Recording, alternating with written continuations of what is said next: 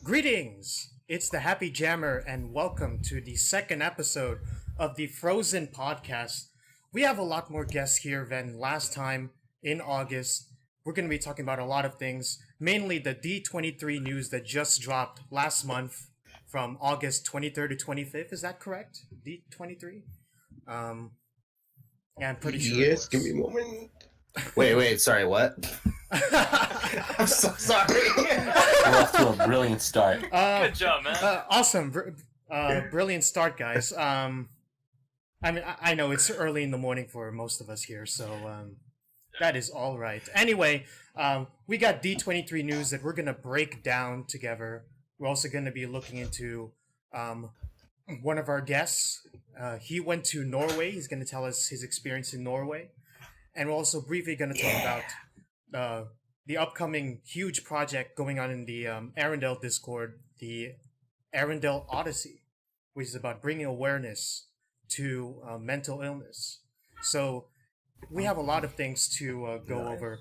Joining us this week, we have our hosts. We have White Star.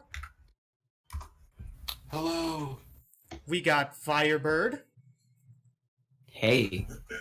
And then we have our three guests. We have a recurring guest returning from August, Reswap Jr.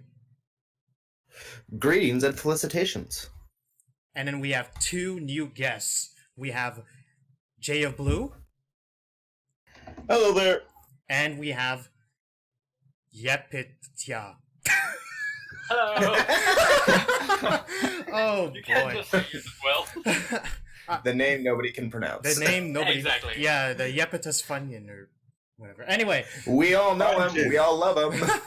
Fungin. Correction, it's called Yepidia Fungin. Fungin. All right. See, I'll always remember the Fungin. It's been a while.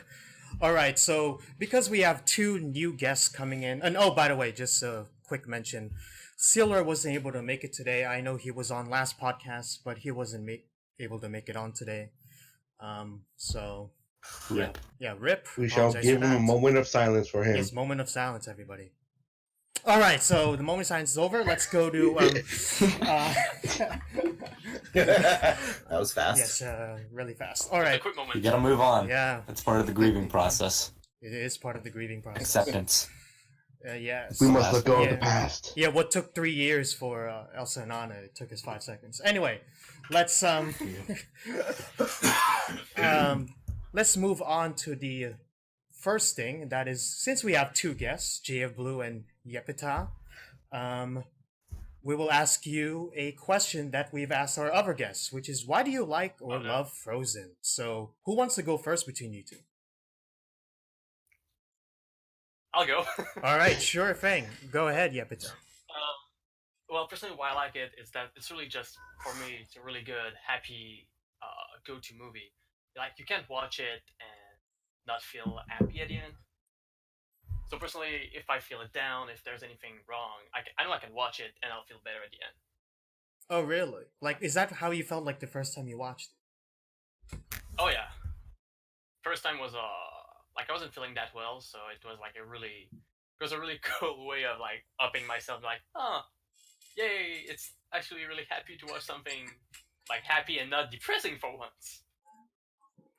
Yeah.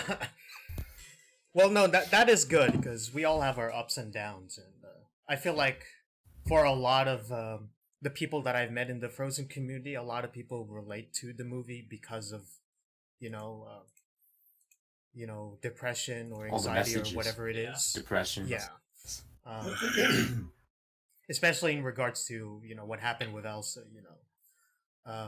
There's that hidden message there of hey, staying yourself in isolation is not going to lead to good things. You got to open yourself up. Among others. Yeah, among other morals of the story. Yeah, how long have you been like a fan or so? Oh man, when did it come out? In 2013 13. 14. 2013. 13. or 14? 13 came out November. in November 2013. That was what? It's just more associated with 2014. Right, because of the Yeah, Oscar. Everybody caught the bug in And 2014. the Let It Go craze, yeah. I actually missed that one. I was pretty late to the party because I saw the movie pretty much after everybody had seen it. I saw it on DVD when it came out.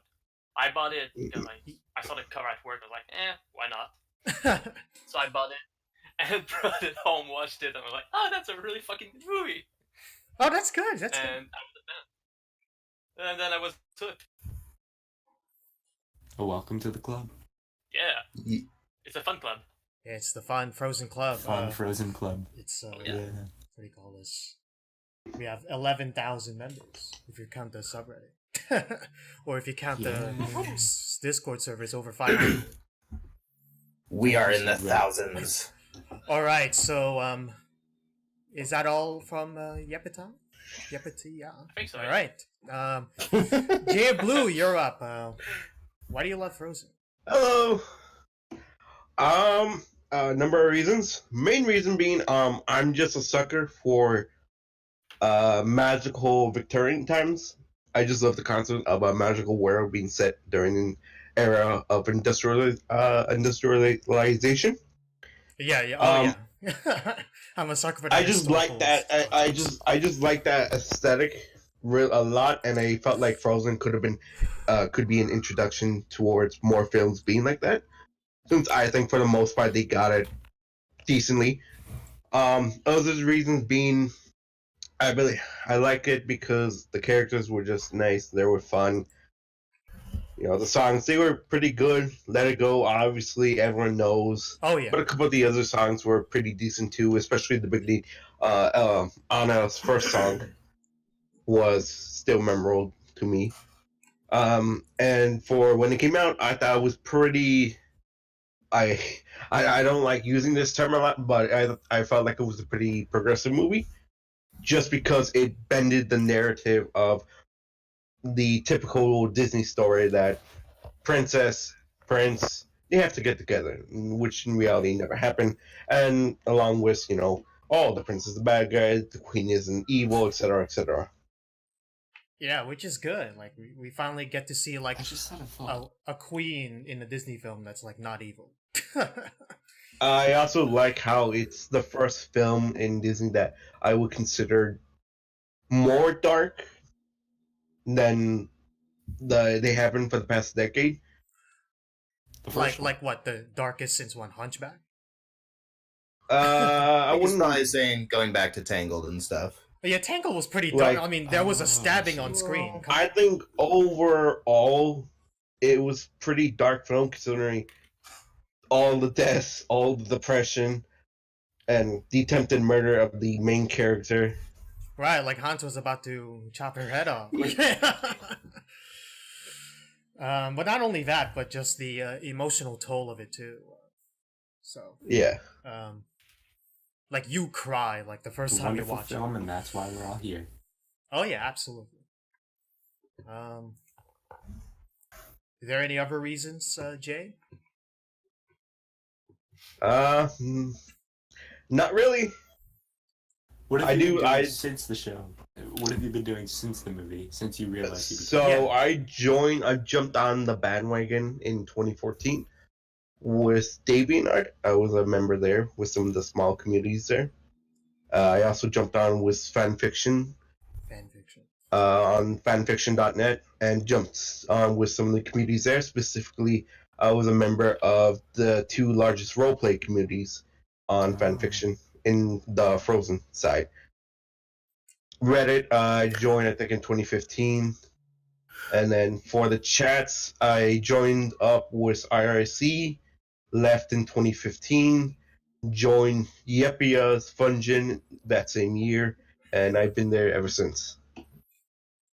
All right, sounds good. I would Sounds say good. my Nice.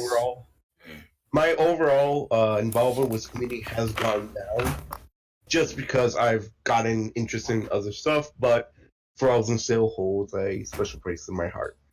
Same. I think we've all been in that scenario where it's like there was a point where we didn't really care about this movie much anymore because we were interested in other Hey, things. speak for yourself. Just kidding. I literally said we all did it. Come on. But regardless, I think we're all here hyped up for Frozen 2. I think that's what matters. So, yeah. Yes, as much as I try to avoid the leaks channel, I am pretty much excited for it. Yeah, we will try not to discuss leaks here. At least until No after leaks. the movie. Anyway. No leaks. No spoilers, please. Yeah, no spoilers. All right. We're gonna move on to our next thing on our show notes, which is we will briefly discuss what's going on in the Discord right now, which is the what is called Arendelle Odyssey. I don't really know much about it. I have the graphic up on the screen.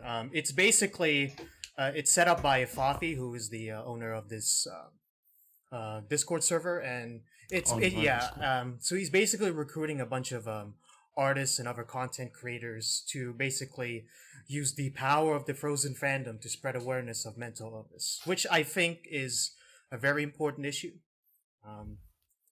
Mental illness is something that I've been personally affected with. Same. Yeah. Especially for someone like me, who has, like, especially at a young age, I was like diagnosed with Asperger's, and I've always been kind of like that kid that was like off for most people. And so with this movie, I sort of had that relation as well. I related to it. And I think this project's going to be great. Hopefully this will help. I don't know what Fafi's long-term plans for this project is, but hopefully he would use it for some actual charity work. Like that, I think that would be cool. Like, for example, idea. Is there? Oh, I'm sorry. I was gonna say, where can we find out? Can our listeners find out more about this now? Is it posted on Reddit? Is it only on the Discord? It's only on the Discord and on Instagram. Fafi's Instagram. Okay. Again, everything's still in development right now. I just wanted to make this quick announcement. So, right now, Okay. yeah. Hopefully it goes well, because I think it's a very important subject. And I imagine we can also link it to the subreddit when the time comes when we get more information. Yeah, I think if anybody else is interested. I think Big Frozen Fan, I think he posted it on the subreddit about a month ago. There hasn't been an update since. 10 upvotes. Oh, 10 upvotes. Oh, okay. Yes. 10 upvotes. Cry. Anyway, all right, so we got that out of the way. Let's talk about Yapita. You're here. Yeah. Transition music. Dun dun dun dun dun dun dun.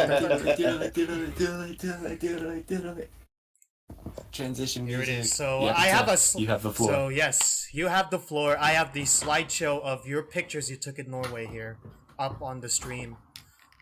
Just hold up. Oh, it's beautiful. Oh yeah, it's gorgeous. I could use that as a desktop. I could use that as a desktop Alright, wallpaper. Oh. It said this. I mean, I'm not going to, but I could. All right. Go ahead, Yapita. Go ahead.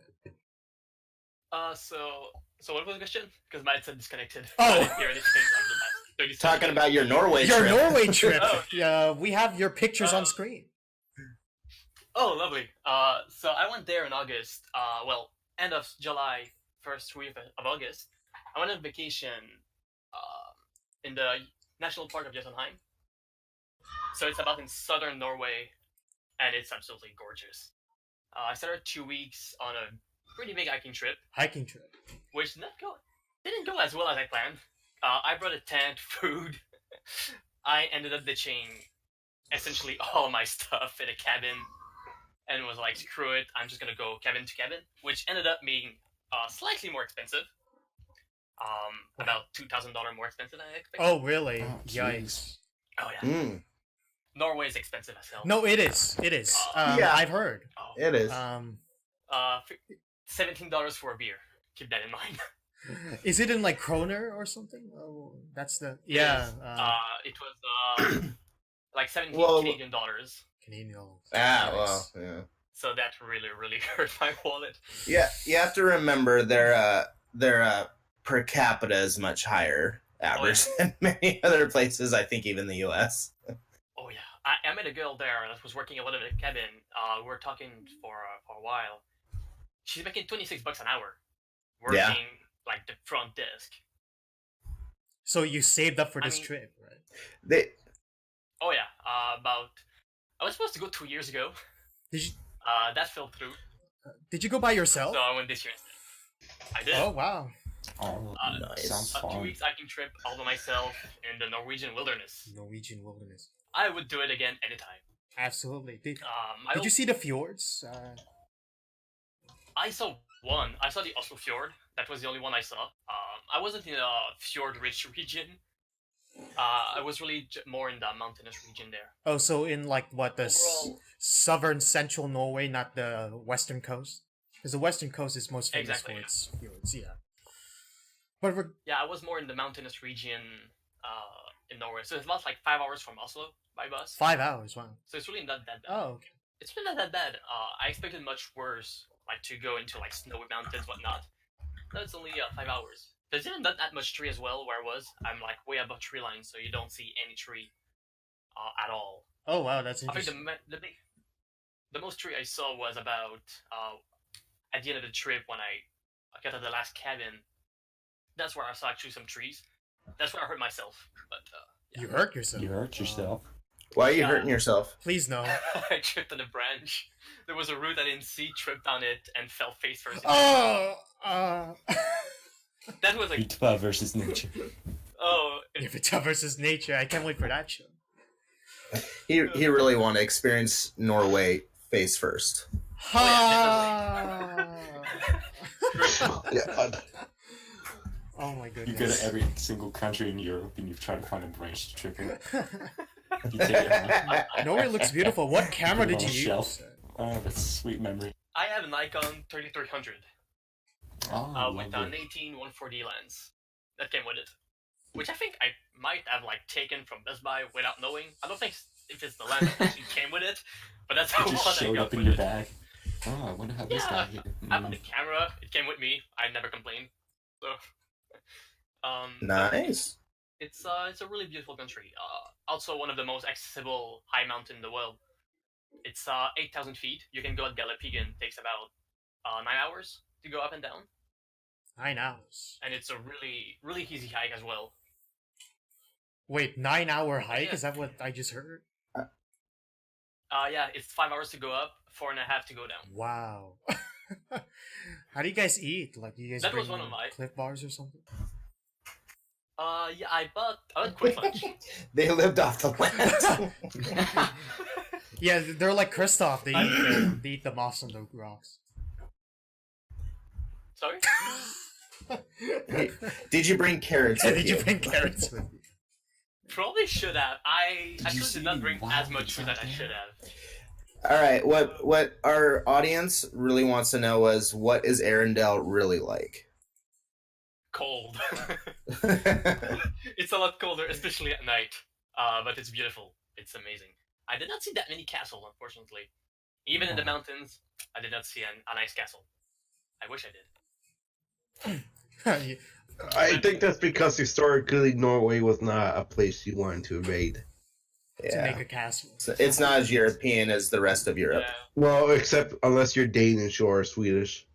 Yeah. Yeah, I think Yeah. most of Norway's like recent history, they've been, Denmark's No, Denmark's junior partner. Norway used to just be all like Vikings, basically. Yeah. No, but then after that, they were owned by Denmark for like over 500 years or something. And then they were Sweden's. And then they became Swedish after Napoleon messed up Europe. Yeah, And then they became independent. yeah. Oh, yeah. Then and now Germany. they eat fish and potatoes. Is it- And sour cream porridge. Oh, what did you eat in Norway? What did you eat in Oh, you were Norway? there. When I was taking the cabin, I ate a lot of chocolates. Quick lunch, which are like Kit Kats but much better. Kit Kats. And I had waffles, lots of waffles there. Norway has some awesome chocolate. Norway Oh, has yeah. some awesome Oh yeah, chocolate. for sure. What kind of chocolate is Wait, it? did you have that? Did you have that one brand Mecco Chocolate? I did. I brought a huge bar as well. It's the yellow packaging, right? Isn't it Yeah. awesome? Oh, it's so Yellow good. packaging. SB the potatoes sent me like 7 bars of it through Oh, like really? because like I still talk to him and he lives in Stavanger. And really? so like he sent me a care package some years ago and I'm like, dude, and I gave it to everybody and they're just like, oh, Godiva's awesome. And then they tried this, like, dude, this is like superior to everything we've ever had. I'm like, yeah. I know, right? Oh yeah, no, it's a really good chocolate. Right. Quick lunch Yeah, as well. you They're want to really, stuff really it on good. your face. Nice. Oh yeah. But no, the food What's was that pretty stuff? good. Uh, the weirdest thing that I had was sour cream porridge. Sour cream porridge? What? That was my reaction actually the first time when the girl said it. I was like, I'm sorry, what? You putting a Yes. dollop of Daisy? Apparently, If It- you're Is it thinking good? our sour cream, yes, but over there, I imagine it would be prepared slightly different. Oh, nah, man, it's sour cream, flour, and milk. That's it. flour. How was it? Oh, Surprisingly good, but it feels like eating glue. Same texture as glue. Does it have a Okay. very thick good texture? old Elmer's, Oh man. yeah, very. I had that when I was like 5. So good. No, I'm kidding. Don't do that. It's okay. I know the feeling. No, it's really good. It's really good. It's surprising. I didn't think I would like it. They give you like salami and dry meat as well with it, and some rye crisp bread. Rye It's really bread. good. Yeah. I was surprised. I was really surprised that it was good. Sounds good. Sounds good. How about fish? Did you eat any fish? Or... I did not. Every time I was there wasn't that many fish, except smoked salmon. Smoked salmon. Oh, of course, smoked salmon. That sounds so. That was the main thing I saw, especially at breakfast. So I tried some. Was pretty similar to the one we have here, because I work at Costco, and the one we had at Costco cut from Norway. So I'm pretty sure it was the same brand. Oh, it's just this. Like I'm 99% sure it was the same one. Yeah. But no, because when I was at cabin, if there was like a dinner, it was pre-made dinner. So like lamb or stuff like that. So there wasn't that much fish when I was there. Guess it's out of season. So, did you go to Oslo? Like, I did. I didn't stay long though. I stayed about like 3-4 days. I think. I see. So 2 days when I arrived and 2 days before leaving. So about like 4 or 5 days in total. It's a really pretty city. I actually got to be swimming in the fjord, which was really fun. Swimming at the fjord. The It sounds water awesome. Yeah, you can. There's like a little beach that you can go to. Well, sure, I'll call it a beach, and you can actually swim. You see people like jumping off the docks as well in the water, Wow. which was a big culture shock as well because in my city you cannot do that. If you do that, you will get arrested. Wow. Was the water cold? Oh, it was really freaking cold. That. Oh yeah, it was so cold. Yeah, but it's not. And so salty as well. Wonder why? Is it probably the currents or something?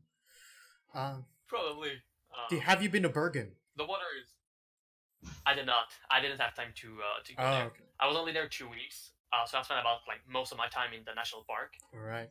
and then I went. Then I took the bus back to Oslo, then the plane back to Canada. Have you been to Which is really Arendelle? nice. I did, Whoa, really? but I How can't was tell it? you about it.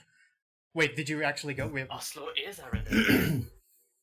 Wait, did you actually go? Oslo is Arendelle. Like Arendelle, like the city that's like. No, I didn't. What? Okay. I wish. Of course he couldn't. The fjord was frozen over. Exactly. Oh yeah, no one's going in, no one's going out. Yeah. Okay. When did you go? July? went- Did you go in July? I did. I went in July. Oh, okay. That Uh, explains a I lot. went in Yeah. July. Yeah, so it's kind of crazy because it's going to be like 20, 25 during the day. At 7 p.m., temperature drops to about 10, 15 degrees, Jeez. especially in the mountains as well. The moment that the sun got behind the mountain, temperature dropped immediately. Not even like gradually, just one drop. Poof. That's it. You're cold. Wow. But on the surface level, wasn't it still like pretty warm? Because I did hear that during that time there was a heat wave in Europe. Oh yeah, Oslo was incredibly hot. Especially like my first 2 days there, I was cooking the entire time. Yikes. I actually cooked halfway through. When I was walking from, so there was a few cabins. So I did from Glitterheim to Spitterstuhlen, and on the way there, I cooked basically halfway because half my face was tanned and the other half was not tanned. So I ended up two-faced. It was really warm. Yikes. Did you get yeah, sunburned, so it really takes a or look. was it just a tan? Oh yeah, no, I got definitely sunburned. Half of me was red. The other part was white Oh, because of the way the sun was facing on the Half side. baked. Yeah. yikes. Yeah, a girl I met there told me like go buy some sunscreen and some aloes. So I ended up having to buy sunscreen and aloe vera because I was really sunburned. I still have like a scar from the burn. Like on my neck, there's still like a red spot that where I burned. Oh wow. So if you go in the sun, get some sunscreen. Yeah. Please get some sunscreen. Get some It's Neutrogena. Don't do like me. Take some good sunscreen. Oh yeah, absolutely. Be smarter. Yeah, be smarter. Is it because what? Like in the airplane, you can't bring like sunscreen or something? Yeah, my sunscreen got confiscated in the Canadian airport, Oh. essentially. Uh, It was too big for the plane. I guess they thought it was a bomb, I guess. yeah. So, like, they confiscated it, and I didn't buy any in Oslo, because I didn't think about it. Then I got in the national park, I was like, oh crap, I don't have it. Oh well, I'm gonna do without, I'll be fine. The famous last words. Nope. Exactly. Well, that's what I said the entire trip. I'll be fine. What's the worst that can happen? Turns out a lot Yeah, can I'm happen. going up in the snow. How can you get sunburned in the snow? The sun is really strong. Olaf's famous last words. Anyway, let's. Is there anything else you want to add regarding your trip to Norway? What do you conclude from it? It's definitely one of the most beautiful country you can see. If you manage to go to Jotunheim, it's definitely worth the trip. It's expensive, It is expensive. but you won't regret it. Like, there's no way You were nobody flying from. You're flying from Canada, right? Yeah, we're Yeah, flying. I flew from Montreal. I had a 2-hour stop in Iceland, and then it was another 5 hours flight to Norway. Norway. And when you get to Norway, it's so impressive because I was in the cloud layer, then the planes goes down, and then you just see Norway appearing below you. You see the mountains, everything is just so beautiful. So yeah, no, Sounds wonderful. I would Yeah, I really really recommend want to going. go. It's really cool. It's just expensive. and- send me a message when you want to go. I'll go with you. I mean, I've been to Europe before, but I only been to like London, Paris, Barcelona. That is so No, really those cool. places are still really cool, but I I just have- want to go to Norway. But in general, the Scandinavian countries. I went to the Caribbean, but I have not left the continent. One thing I would say though, I would not recommend going to Oslo more than 2 days.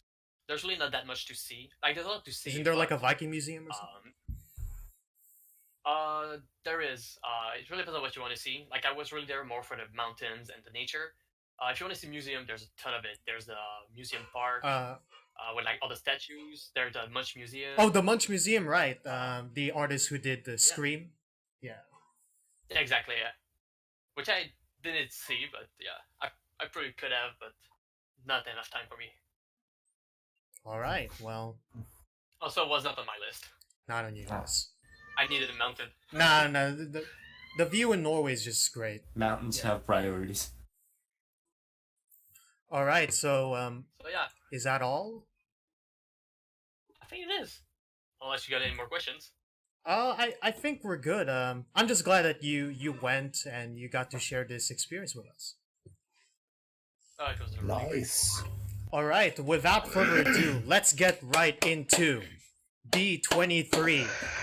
D23. Transition music. Yay! All right. So, Reswell Jr., explain what is D23.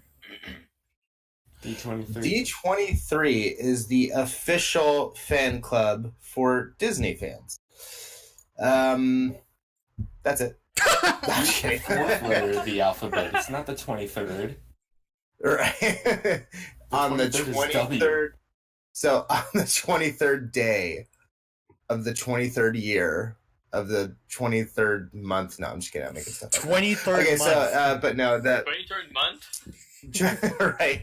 D23, you know, D for Disney. 23 is 1923. That is the year Walt Disney came to Los Angeles and reestablished his business under, I think it was called the not Disney Tunes, the Disney Brothers Studios, I think, or something like that. And they started work on, you know, his continued work on the Ellis comedies and stuff like that. You know, 4 years later, he made Oswald the Lucky Rabbit, and then in 1928, he created Mickey Mouse. But 23 is when kind of he really started the Disney Brothers Studio. And that's kind of considered the birth year of the now Walt Disney Company. So yeah, D23 is all about, you know, hardcore fan history, stuff like that. If you're really into Disney, D23 is what it's about. You can become a member of the D23 fan club. And every 2 years, they have an exposition at the Anaheim Convention Center right next door to Disneyland, where they showcase all the latest news about their parks, their movies, their cartoons, anything that the company wants to announce officially. There it is at their press panels and stuff.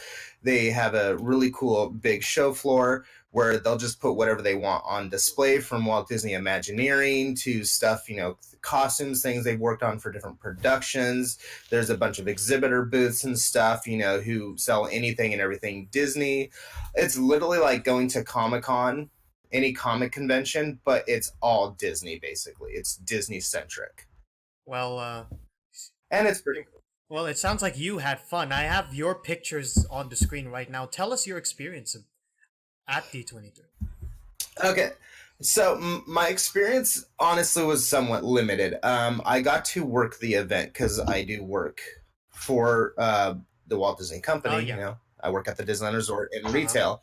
So I worked at the Disney Dream store the entire weekend. And on the first day of technically second, because they had sort of a preview day on Thursday. On Friday, I was permitted to go walk around the exhibit floor, the show floor, and just check out all the stuff. And so I started taking all these pictures. I took 10 times as many pictures as you guys are seeing here, because this is just all the Frozen stuff that, you know, I could find. It was really cool. Of course, they had the Frozen 2 exhibit up where you have the big stones and stuff like that they still haven't fully said what it's about. They had a couple photo ops there. I got a free poster for Frozen 2 and stuff like that. They gave you a free pin and stuff if you waited in line to take these pictures. And I'm just like, yes. There was another thing I was not able to see. Supposedly it was a kind of a cool, like, visual effect thing about the snow or ice or something like that. It was inside a smaller room, but I was not able to get inside that. But it had something to do with the movie, and I don't think they were allowing anybody to take pictures because I had not seen any video or pictures of any of it afterwards. And then, of course, they had the actual press conferences, which we will cover shortly with Jammer for the specific details. From my perspective, it was really cool because while I was working the Dream store, I got to you know, work with so many guests who were visiting, and, you know, hold on just a sec. All right. Well, We lost him. we lost him. What guess though? I want to know what. So- beautiful Sorry costume. about that. Santa Claus. Sorry about that. Can you yes, hear me? we can hear you. Yes. I'm so sorry for the interruption. My brother was knocking on the door. The big That is stones. all right. That is all right. Okay, so Santa. So, anyways, while I was working the Dream Store to wrap my part of this up, I can't give too much details because sort of a non-disclosure agreement was involved, not on my end, but this other person's. So we were having a conversation, and he kind of alluded to sort of after in the conversation, he's like, "Hey, well, if somebody were to have already seen the movie, you know, if they could have seen it, they would probably really, really, really, really, really like it compared to the first one." And I'm just like, wait a minute. So did you already see it? And he goes, no. I'm just saying. if somebody were to have like, he's like, they really loved Frozen 1, and like imagine they in their fantasy they got to see the sequel already. He's like, I'm sure they would really, really, really, really, really like it compared to the first one. And I'm just like, oh boy. I don't want to name too much because I kind of know more about who this person is and stuff, and Oh, that sounds fun. this is still a secret. But from what I've heard, everybody, the music is going to be awesome and stuff like that. They put a lot of great work into it from what I've heard. So yeah, I'm really looking forward to it. It was really fun working at D23 because it was like, hey, Frozen's right next to us. Well, no, that's pretty cool. So, did you get to meet like the cast or something, or? I did not, unfortunately. That would have been really cool. These days, even at the D23, like you go to see at Comic Cons, a lot of people with celebrity status really sort of avoid the show floor. I got to ring up Jon Favreau's family at the Dream Store. And he was already this was the day they had the Disney Legend panel. I think it was on Saturday. No, Friday or Saturday this happened. And then because like, it's D23, there was a lot of high profile people. Even like YouTube, we were seeing YouTubers like Adam the Woo and stuff like that, Tim Tracker, like people who are already well known on YouTube. Fresh Baked was there and stuff like that. This is just going after the Disney fan YouTubers and stuff, as well as like celebrities. I got to work with the actual artists who showcase their work, like Daniel's Woodlands, Rebecca Hook, who does jewelry for like, these are people who get paid a lot of money and are commissioned to make jewelry and fine works of art that sell for $10,000 to $30,000 a piece to the fans who want to sell them. And we have to kind of like keep it low key because, we don't want to like, hey, look at this person, they're famous, and have everybody swarm them. So I got to ring up Jon Favreau's family, and I've seen him before. I see him from time to time when I'm working in the parks. But because he just got awarded the Disney Legend Award, he kind of had to hightail it out of there because a lot of people were trying to swarm him on the show floor, and then his family came up and they had a guest relations were like, hey, can you ring him up but don't make a big deal of it? I'm like, yep, that's my job. Oh, that's pretty So- cool. Wait, can you explain to the audience who this person is? Oh, sorry. So Jon Favreau is the director of Iron Man's 1 and 2. He also directed the Jungle Book. He directed the live action Lion King. Oh wow, okay. This guy's That sounds familiar.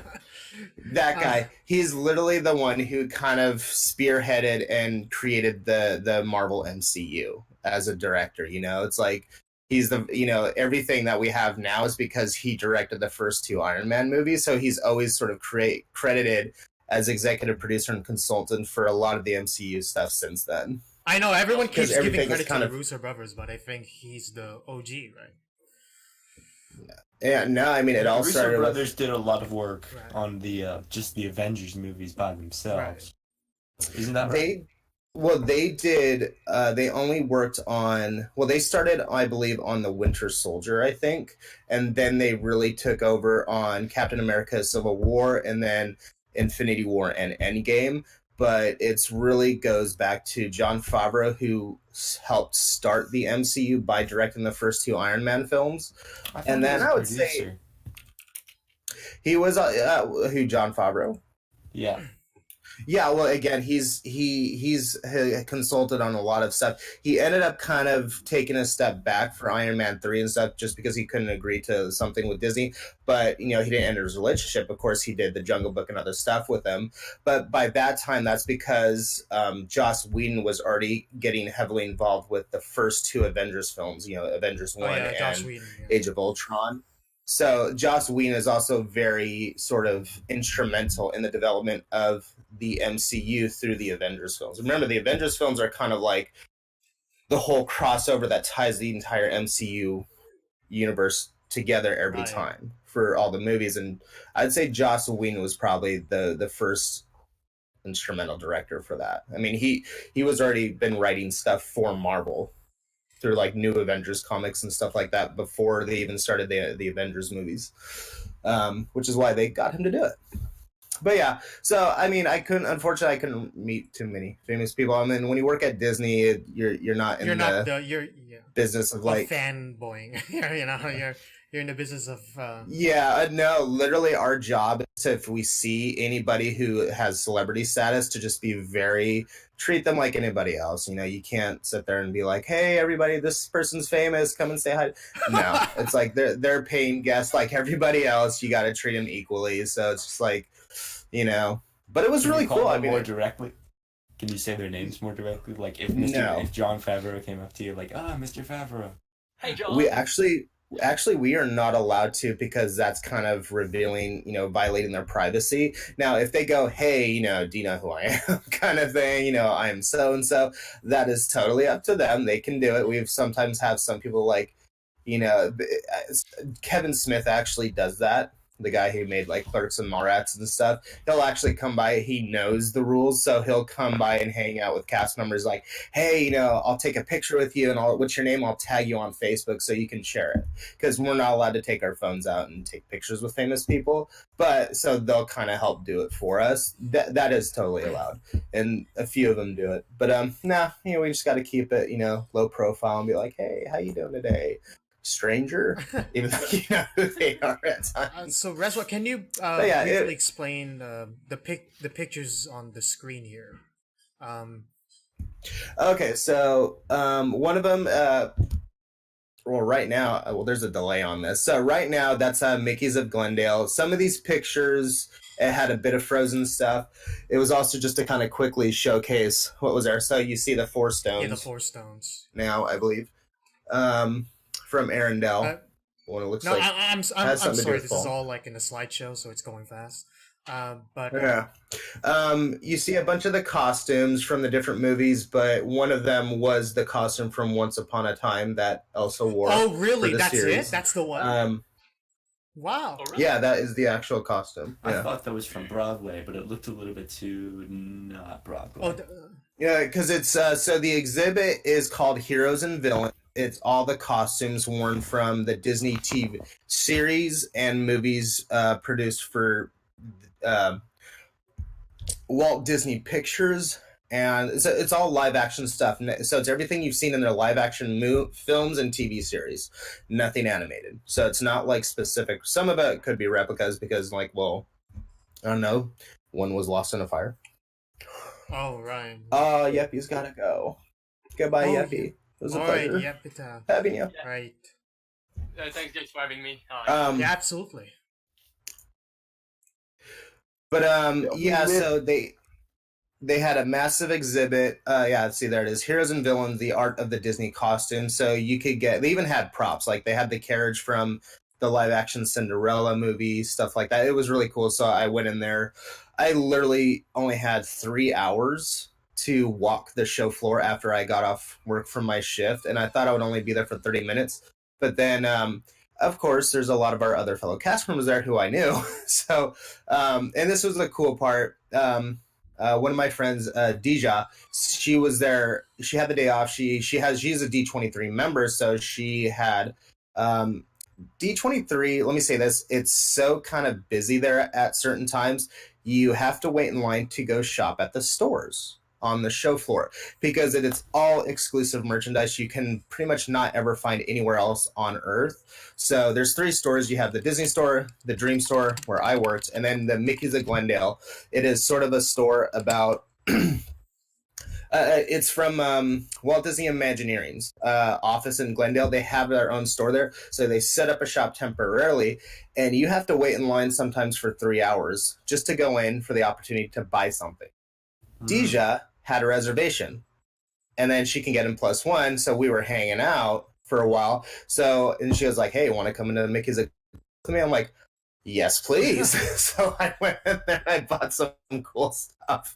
None of it was really Frozen, though. It was mostly for stuff like about the attractions for the parks and stuff. You know, they were showcasing, you know, merchandise for the upcoming Avengers Campus, Haunted Mansion's They have 50th anything for birthday, Space stuff. Mountain. No, they didn't. They had a cool shirt for like Splash Mountain. I got a Haunted Mansion shirt. And it glows in the dark. Was there and it news says, for? Please Oh, wait sorry. for your Doom buggy to arrive. Yeah. Oh Yeah. yes. Was there news for one of the Disney parks are gonna have like a Frozen part? Which park is it? So Yes. thank you for asking that.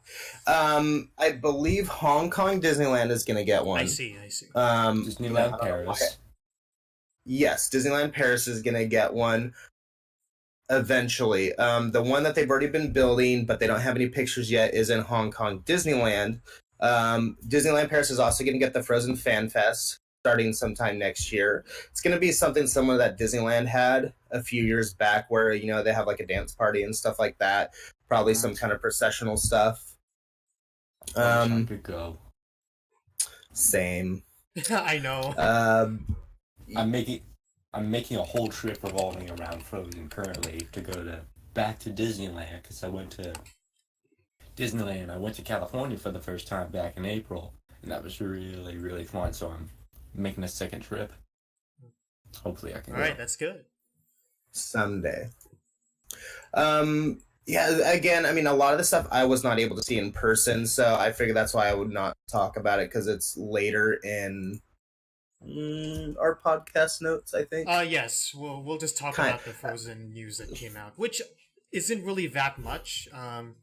It's just basically new scenes that I could not find anywhere because it's all D23 exclusive. But anyway, a lot of it is still under NDA embargo and stuff. So Disney was not allowing any recording whatsoever except of the actual on stage stuff. So you can go, and if anybody's listening, you can go to YouTube and just look up D23 Frozen 2 stuff, and you'll see Jennifer Lee and the other actors and actresses coming out briefly talking about their experiences working on it. Yeah, but it was very although. Yeah. Yeah, but I don't know if anybody was allowed to record them actually seeing the new song. I have not seen footage of that. I'm not sure. Yeah, so it was kind of like Disney is very strict on their stuff when they don't want people to video record certain things. They literally have they don't have guys with guns, but they have guys in suits who are all muscly. Oh, I thought it would be like Stormtrooper. Yeah. No. Those guys for Star Wars. Those guys couldn't protect the Death Star. They're certainly not going to be able to protect They failed. D23. They look cool. Okay. But they also stick out like a sore thumb. You cannot diss Star Wars in front of me. Oh, why? Why? Because those stormtroopers, they did their best. But when you're a squad going up with the Death Star, was designed to face a fleet, not designed to face small ships. All right, since we're talking about Star Wars, let's talk for like 2 minutes. What do you think of Rise of Skywalker? Go. You have 2 minutes. Okay. Question, first I thing. don't know anything. All right, first thing. They're obviously basing it on Dark Empire. Why? Fleet. Palpatine laughing. Most likely, there's going to be an evil Rey. Spoilers. Sorry. I think it's going to be good. Granted, I think it should have ended with Luke rather than Leia, but whatever. Well, I really don't know what's going to happen because we all know what happened with The Last Jedi, right? And obviously... Have you been to, I was going to say Jakku, but that's not what it's called. The Star Wars land. Oh, yeah, I have. It's pretty good. Although the main attraction, the ride where it's like 6 people, it was a great concept, but I thought it was a little underwhelming. That's in my opinion. Maybe when they open that other ride in December, maybe it'll get better. All right. Anyway, that was 2 minutes of Star Wars stuff. All right, let's talk about what happened with the Frozen news. So, in regards to that, we have some new stills that came out of D23. I want to pull those up. All right, here we go. So, let's take a look. See transition music. and then there was a new poster, which is basically the same poster. It's the same like render of like Elsa and Anna staring straight, but it's like in a different poster with like all. It's like it's this. There's like 2 posters, right? There's one where Elsa is looking straight and Anna's looking from behind, and that's in like a setting where it's like fall, and then there's a second one that came out of D23, which is it's completely frozen, everything's white, and then Elsa and Anna. That's the one I got the poster of that they were handing out. I think I have the Japanese poster of that. Well, not the actual poster, just the screenshot. Okay. I don't know why I didn't take a picture of my poster. I should have. All right. Probably because it's still rolled up. All right, that's fine. It was in our intermission page. It was displayed on the intermission page, at least part of it. All right, so what you're seeing on the screen is all the new stills that came out of D23. Because I think these are stills from the scenes that they were showed, but I can't show the full scenes because of NDA, and I can't find them anywhere online. The most notable thing is the new person voiced by Sterling K. Brown. We have Lieutenant Destin Matthias. Who is this guy? I mean, anyone want to speculate? He's a guy who got lost in the woods for 30 years. That's basically it. He is a soldier in the Arendelle military who got lost that Anna and Elsa will run into. Oh, he got lost somewhere in some enchanted fort. Yeah, he was part of a military detachment who was on some expedition. I think maybe before the parents passed away. Yeah. I hope this is not spoilers. They kind of run into him in some. This was. I mean, sorry if it's spoilers, but that's all we know. They don't. Yeah, this was officially disclosed at D23, and that's all they're saying. So he basically plays kind of a role that can help support Anna and Elsa somehow, and that's all we know. So in the one of the Frozen interviews that is on our document, the voice actor said that he worked with their grandparents, Anna and Elsa's grandparents, so he has stories of their past. Mm-hmm. Oh, wow. Yeah. I don't think he knows them very much, though. I think there's going to be some form of... grandparents of I wouldn't say Elsa time travel, but... That, if they introduce time travel, that would be weird. It won't be time travel. It'll probably be like time works differently in certain parts of the world kind of thing or something. You know, yeah, magic. when you touch the stone, you get transported back 100 years. You see hashtag Outlander reference. Anyway, I've seen that before. I mean, if Elsa has snow power, ice powers, it's not too unfathomable that there might be other magical powers in the world. I mean, yeah. Right. So we have, and of course, it was revealed that Evan Rachel Wood is voicing Queen Iduna. It was used to be voiced by Jennifer Lee in the first movie, but he only had one line. I was surprised by that. I would have liked to just have Jennifer Lee just keep voicing her, to be honest, because, you know... because John Lasseter's been kicked out, she's running WDAS full-time. You know what? It was a very, very revealing, significant, powerful one line in that movie for some people. What was that line again? I forget. What was the line that she said? She's ice cold. Ice cold. Yeah, she's so cold. Oh, wow. Yeah, the only line. That's the only thing she said in all the time that she's been born. Yeah, right. Huh. Her claim to fame, that one line. Well, that is gonna be interesting to look at. Something I'm noticing about these stills, we're actually seeing Sven without his harness on. That's something I didn't notice. Like in one of the stills, you just see Sven and Olaf, and we see him. He's not wearing his harness. I do see one of them where he is wearing it one time, I think. So it could be just only when he goes outdoors, or right. He may have had to take it off to become more streamlined. Sven is the most nude character in the show. Wow. Okay. We have to keep this family friendly, guys. All right. Hey, Disney is the one. Wait, do we have to keep it family friendly? We should probably, just in case. Okay. So what else are these stills are saying? So there's one still. It's probably gonna pop up eventually. Where Elsa's looking out concerned, and everyone is sitting on the desk happy. What is that? Oh, on the couch. And I don't even know where they are. Are they in the castle or in a cabin? What is this? It looks I like think they're it's, in the it's inside castle. the keep. Yeah, it's in the keep. Portraits in the back and books on the left. It's- That's how you know it's a castle. My also guess. like Your guess what? Go ahead. Who is spoke? I was gonna say my guess is they're probably talking about something.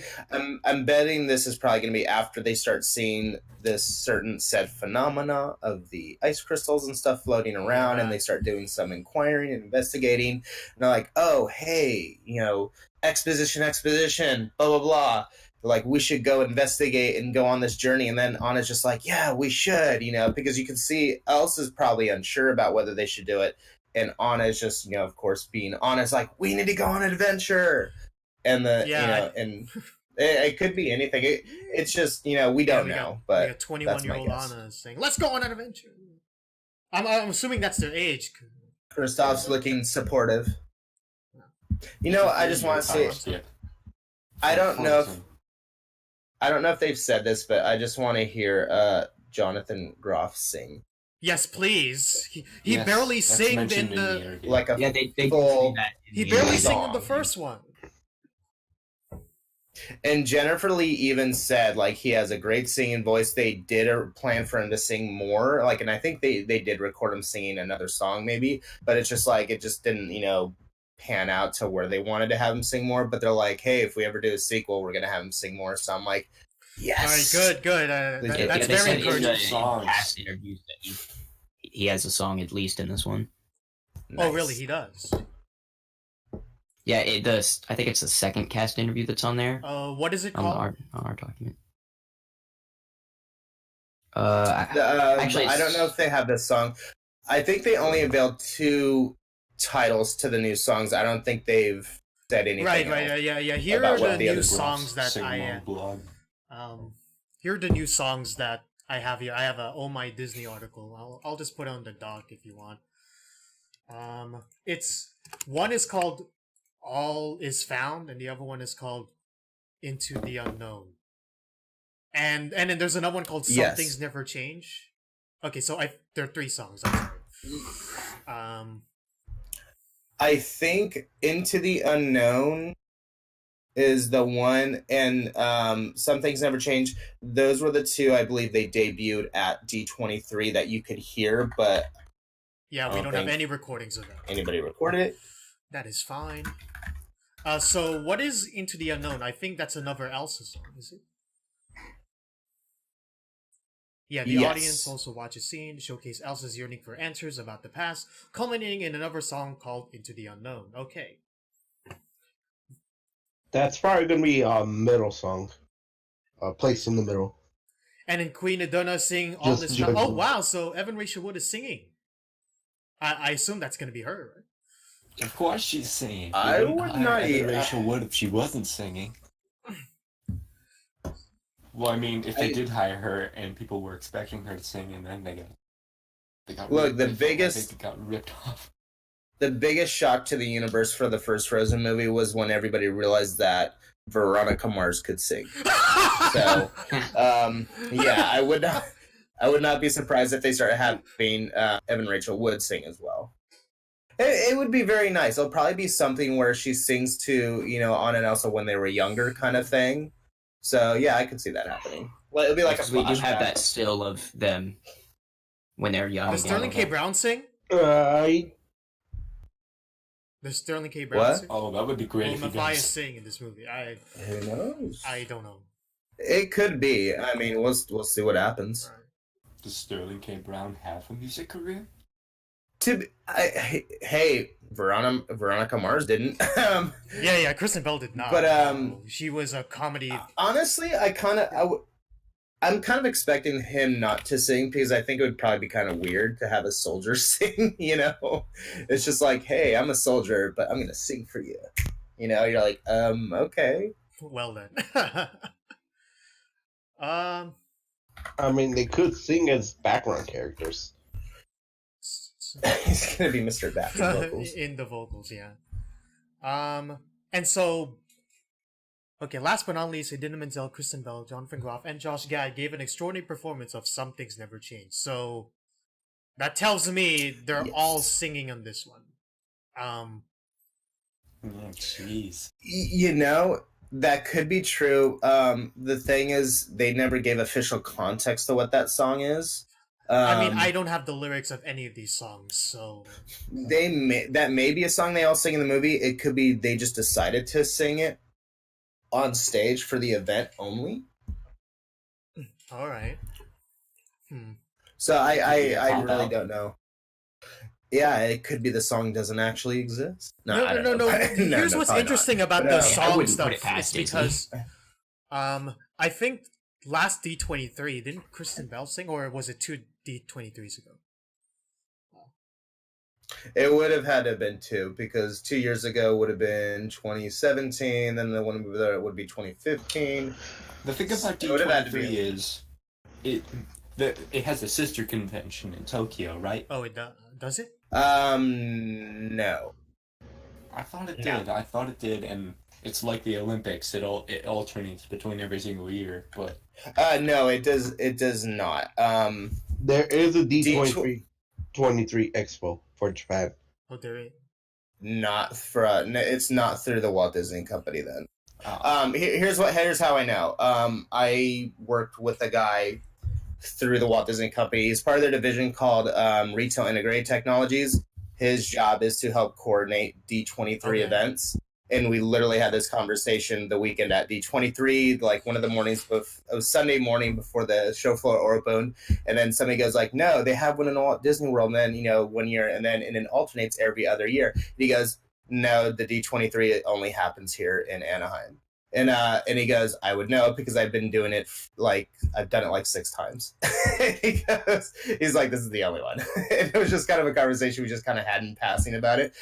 He's like, believe me, I would be dead if I had to bounce. He's like, and I have to attend to every one officially to help coordinate it. He's like, this is the only one. I'm like, oh, okay. Right. They do have other like events. Okay, so there is a D23 Expo in Oh. Japan, but it's kind of a different thing than the official one. So I'm just looking at it Okay. right I here, see. yeah. I see. So you are technically correct. There's one, but they do have Technically these correct. like pseudo. Yeah, it's not like the full on like show floor expo. So they do have their little press events every year, kind of thing that any the members can go to. But this is just kind of like their small one, I guess. All right. So here's one Ah. thing that was addressed during D23. Someone asked him, Chris Buck, who is one of the co-directors for Frozen 2, obviously. You guys know him as the director of Tarzan as well, and he debunked what he did years ago at the Reddit AMA of jokingly saying, "Oh, that Tarzan is like the son of." Oh, that I can't believe a reporter asked him that question. Well, because to be fair, if you listen to the context of the interview, I remember when that got posted several years back. He kind of said it was is jokingly kind of as a passing by kind of thing, where he just said very casually like, oh, I guess it would be a fun idea if like you could I guess I like to think that could have happened or something, but he never officially stated it was canon like, oh no, we did plan that, that's why it's there. It was like a little nod to it. He just said, I don't know, it'd be cool, I guess maybe if it was, but then he had to say like, no, of course it's not true. and then fanboys got on that train. So Very what, Right, guys, but girls? how does that the theory Fanboys and even come fangirls. out? It's from like a Reddit AMA, and it was obviously a joke, but some people believe it. The one place you go to for your information, Reddit. Right, absolutely. Well, the Frozen subreddit, you go there and everything's pretty much true in the Frozen subreddit. Just don't believe everything. Oh yeah, else. yeah, everything there is true. Absolutely. Nothing else on Reddit is unreal. Not really. Oh, yeah. Everything said on the Frozen subreddit is 100% accurate. Well, That is. I mean, I that think is we kind true. of talked about this passing, I think, last podcast. Because when I was on this, I was more active on the sub throughout 2014, and then every day you would see a post, a question get posted where, and this one really triggered me, to be honest. I got so infuriated. I'm like, really, this is the most ridiculous thing. And somebody asked, like, hey, what about, the recession that would have hit Weaselton or Weaseltown because, Elsa cut off all trade with Weaselton. With Weselton, and it's just like, that's such a horrible thing she would do. It's like, how could they? And then some people are like, well, yeah, this guy has a point. I'm like, are you freaking retarded?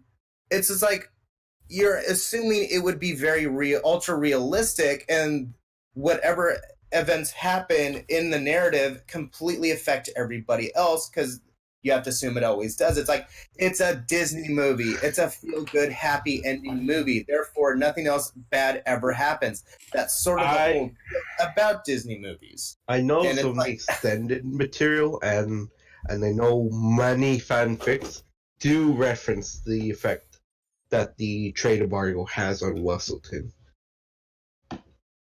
So Disney does acknowledge it, and I know most of the community does acknowledge it too, but they don't go out of their way calling Elsa, Well, remember, like you're implying.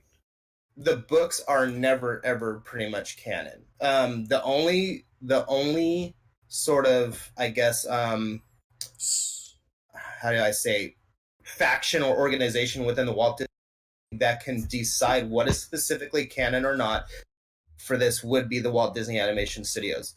Walt Disney Animation Studios has no bearing on how the books are ever going to be written.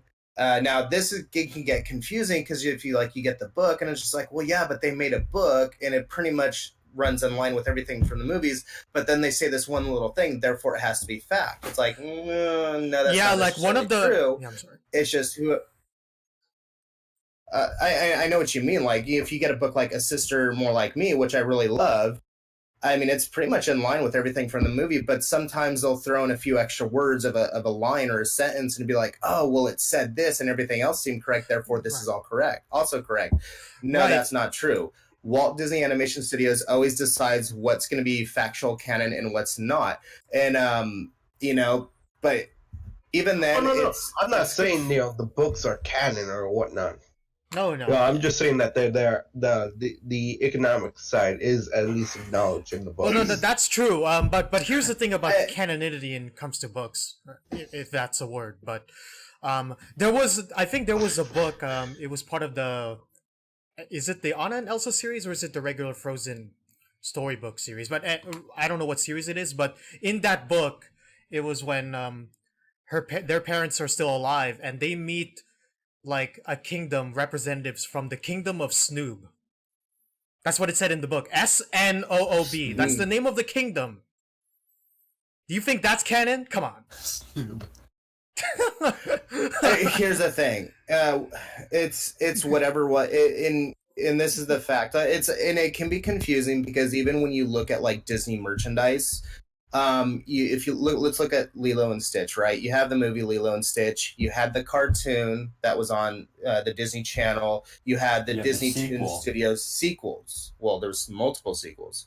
Now, there's a character that was never in the sequels or in the movie Lilo and Stitch, Angel. She was in the TV series. They make merch of her. So it's pretty much kind of accepted by the world as, oh, she's in canon because she's there. That's always going to be a gray area because Walt Disney Animation Studios never really wrote anything about her that we know of specifically, but she's always just kind of there. So, and even for me, it's the most confusing thing to really talk about to kids because, I mean, a lot of adults are like, oh, well, it's kind of like Stitch's girlfriend, And then, but if you... Yeah, well, because she's like Experiment 622 or 621 or something like that. She came out before. Come on, guys. Why are we still talking about Lilo and Stitch? The director is now directing How to Train Your Dragon. Come on. I'm kidding. And here's why it's significant. Because then kids will come up and be like, oh, I watched all the movies and the cartoons and stuff. Yeah, Angel is Stitch's sister. And then I'm just like... Okay, so you have to be careful about what you say to the public about that because it's just like if you go, oh yeah, it's Stitch's girlfriend, and then somebody goes like, oh wait, no, yeah, and that actually happened to me last week. A girl's like, oh, it's Angela Stitch's cousin, and then it's like, no, they're siblings, and it's like, no, they're actually boyfriend and girlfriend. I'm like, oh, this is getting really confusing. Let's just not talk. Well, no, but here's the here's the interesting part is that I think when Disney puts out these books in regards to like Frozen, right? It's not for one specific. It's not for a general audience like what the movies are. It's for specific audiences. So for the Disney storybook, for the Frozen storybook, it's for little kids. The Anna and Elsa book is for like slightly older kids, and then things like A Frozen Heart is like for young adults. And all of them contradict each other because they're all different audiences.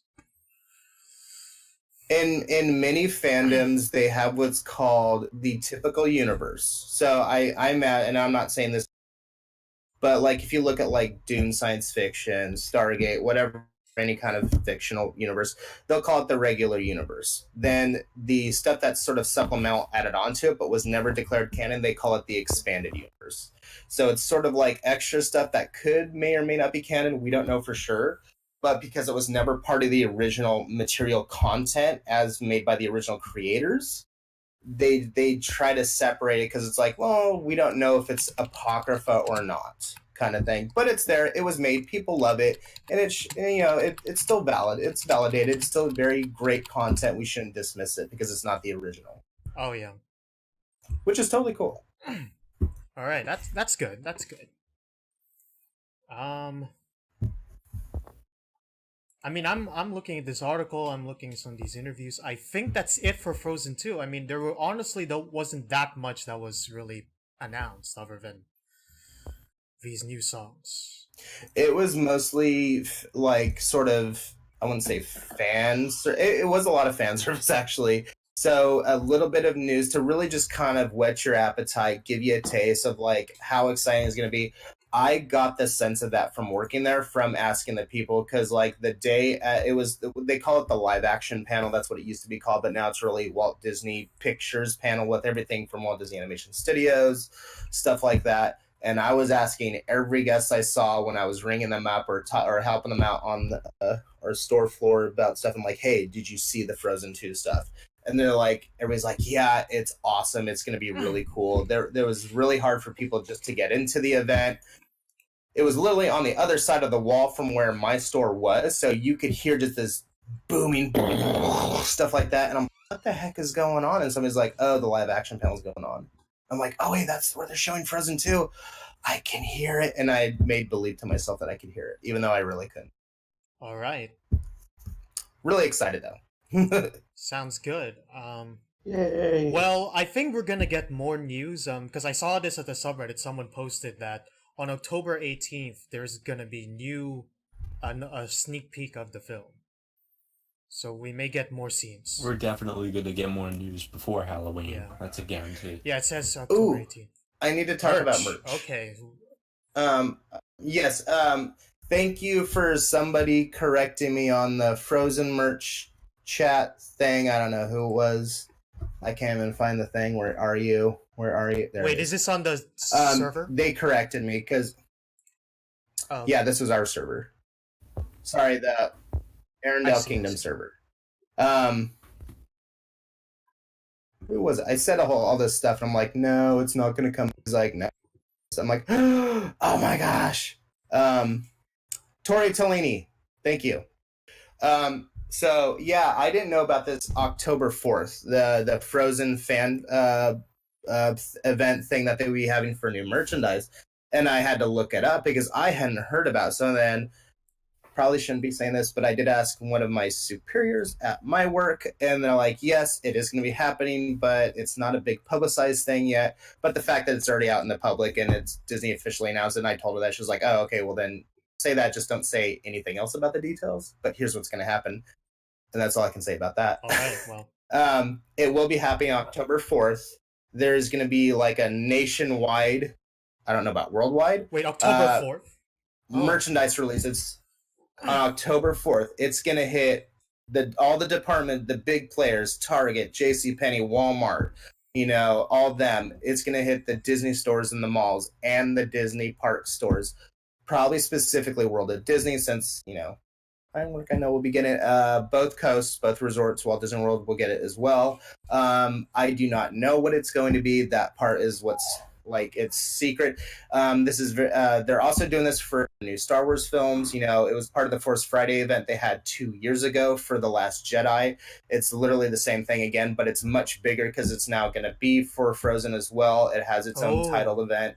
They're also going to have all this stuff for, you know, Rise of Skywalker, Mandalorian, things like that, as well as a few other films. Oh, that reminds It's going to me. be a massive I can't wait event. for Frozen 2 merchandise. What is this? What is the event that they do whenever a Star Wars movie comes out? They have it at around fall. Force Star Friday. Wars celebration. Yes, Force Force Friday. Friday. I remember. Force Friday, working yeah. Toys R Us. This is literally Toys R Rest Us, in peace. rip. This is going to be the same event. It's going to be a midnight release. Now, of course, the funny thing was for me, the night before the whole week before, they put like literally embargo notices on everything, and that anywhere backstage they're like, if you have your phone out or a camera out and you pull it out of your pocket or something near this stuff, you are automatically fired. Yikes. I was like, holy cow. And the night before, anybody who is working for the event, they said, you need to put your phone in a locker, do not have it with you, period, or you are fired. I was like, okay. And then, of course, my manager said, same rules as 2 years ago. I'm like, okay, yes, ma'am. But the funny part was it got all the stuff got leaked out like the day before anyways, because of everybody working out and Target and Toys R Us. So it was just kind of a moot point anyways. Wait, so all of these stores, including Walmart, Target, they're all gonna have this merchandise on?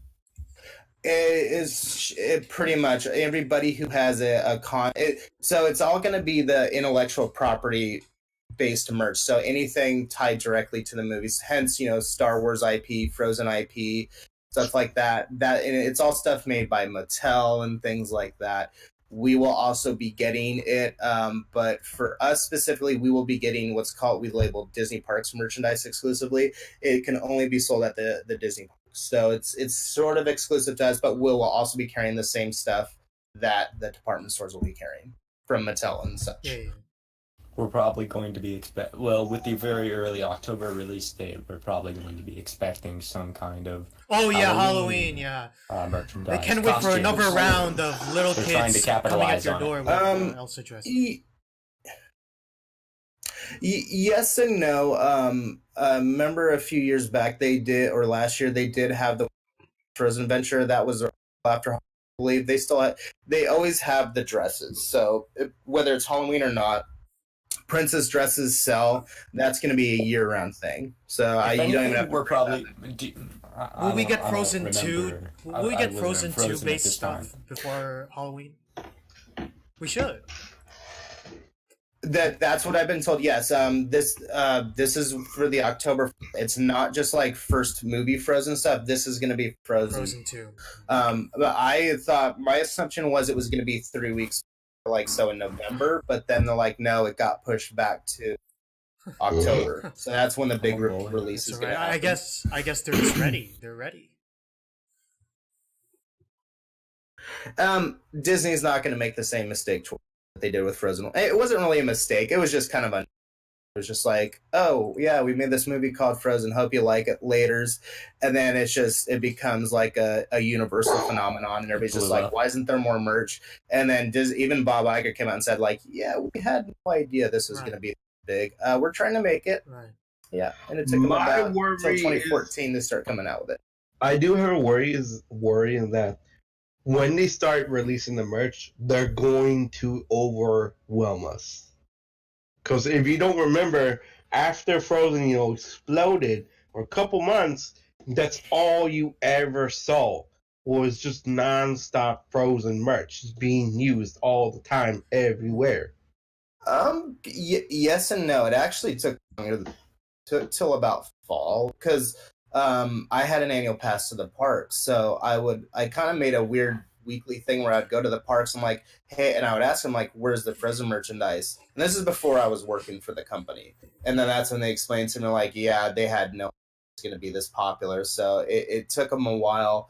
And then they came out with it, but then it kind of died away. And then a cast member told me, he's like, yeah, they kind of come and go in cycles. So yeah, a lot of stuff come out, but right now there's not been any Frozen merchandise. There's been very little of it since Olaf's Frozen Adventure. Like, not even in any department store. Yeah, you find a few items here and there, like a little small Right, stuff, like- but the wave came in, but the parks, they just haven't had that many, and people are asking me now, like, where's all your Frozen stuff? Like, they're coming out with the sequel, you know. I'm like, just you wait, it's coming. Well, yeah, Oh. but because I went to Disneyland this summer, and yeah, there wasn't a lot of Frozen stuff at all. Like, I didn't find a single Frozen shirt. No. Like, not even a shirt. So, I will say this: Disney Nothing parks for men. work differently from department stores and stuff, and even the Disney stores in the mall. Disney parks is trying to really sell a lot of stuff dedicated not only to the Disney IP, like the characters like Mickey Mouse and stuff, which, you know, the Fab Six, you know, Mickey, Minnie, Donald, Daisy, Goofy, Pluto, I have that memorized, is the biggest stuff of the core character families. And then after that, it kind of goes into the movies. And of course, Star Wars is their number one. Marvel is going to be number two soon, especially. I mean, Marvel is big now, but it's not that big because they don't have the space to carry it. But Avengers, we're gonna get into the next. I mean, we're kind of kinda in next there section already. of Let's this. just talk right into Avengers it. Land is coming. Let's. Avengers Campus is coming 2020. We do not have an exact date. I even had a coworker ask Avengers the Campus. Is that what? president What is of that? Disneyland Resort. I want to tell you how What I is know Avengers this.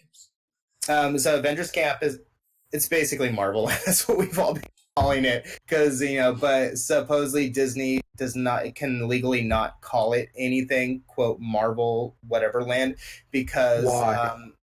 it has to do with the fact that Universal Studios has the rights to have their own Marvel themed lands and stuff like that over on the East Coast and in certain parks that they want to. So they do have like their attractions, you know, the Spider-Man attraction at Islands of Adventure out in Florida. So it was just kind of basically when Disney acquired it, they had to agree to say, okay, we just won't call it a Marvel land to try. It has to be competitive, I guess. So they said, hey, we'll call it Avengers Campus. And they did unveil it at D23. There was a really cool exhibit. I did take a lot of video and footage.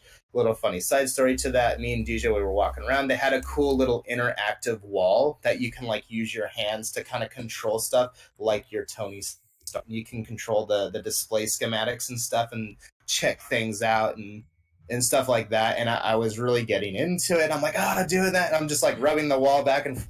And then the guy goes, can you please not touch the wall? And I'm like, oh, wait. Oh, I thought that's how it worked. He's like, no, you hold your hand up. But I'm like, well, there was no sign that says don't touch the wall. And then he just started laughing at me. Oh my goodness. And I'm like, am I going to damage the wall? How does this work?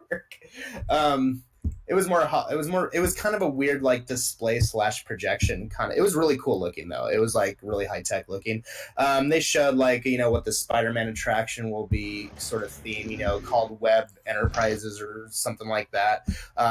It shows you little tidbits of what the Spider-Man ride will be focused on. So how is that going to work now? Because What this didn't happen at D23, but it happened close to it. Tom Holland and Spider-Man, they can't make a deal between Disney and Sony. That. Because Disney demanded, I think, 50%. So So- they're out of it. No. Oh, no. No, it's way more complicated Okay, yeah, than that. The details have never been fully released about what they were negotiating with each other. And there's a lot of speculation. Like, no, it was this, and other people like, no, it was really that. 'Cause, you know, because of how it ended, this is what I think they were trying to negotiate. We don't know because neither Disney nor Sony have, and they're not supposed to say what they were talking about because they're technically still negotiating it, sort of. But you know, Disney and Sony had their initial deal for the movies for Spider-Man to be in the MCU. I don't know what the official details were because they've never said what it was. But Disney wanted to, you know, hey, let's keep going forward. But they kind of wanted, I think, supposedly they wanted to make it more 50-50 split because I think originally it was, you know, Disney would make money off of the movies or something or off of the merchandising and Sony would make money off of something else. I don't know what the details were, but it wasn't a 50-50 split. And then Sony was just like, no. And again, this is getting into speculation here, but supposedly it's like, Sony, we don't know. I don't want, I mean, as a employee of the Walt Disney Company, I don't really want to say too much. because first of all, I don't know, but I don't want to say it if I ever get caught. It's like, hey, why were you saying this? I'm like, I don't know.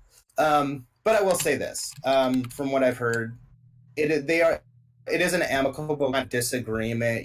It's not like both parties walked away from the table and like, well, hey, I hate you. How dare you? We'll never talk again. No, it's just kind of like, yeah, we disagree. We're just going to kind of do our thing. And Disney has to respect it. But they can still approach the table. And it's like, okay, what about this? There's still totally room for compromise. Personally, I would love to see Tom Holland remain as Spider-Man. It was really cool. I love, the MCU Spider-Man films that Disney has helped make with Sony. But, whatever happens. Disney probably, whatever happens, Disney will be able to make some awesome movies still. We'll see what happens. I'm sure Yeah, it'll all work out. I honestly hope so too. Isn't this all because 20 years ago Sony purchased the movie rights to Spider-Man because they thought the rest of the Marvel heroes are lame? Well, it's originally Sony so Marvel. This is before Marvel was owned by Disney. It's the video game rights. Going back to the 80s and 90s, they basically started auctioning off pieces of all their properties for all the movie rights and TV stuff. Well, they didn't really do the TV stuff to anybody, I guess, because Disney owns all of that now. And just like, Fox got a piece, Sony got a piece, Paramount got a piece.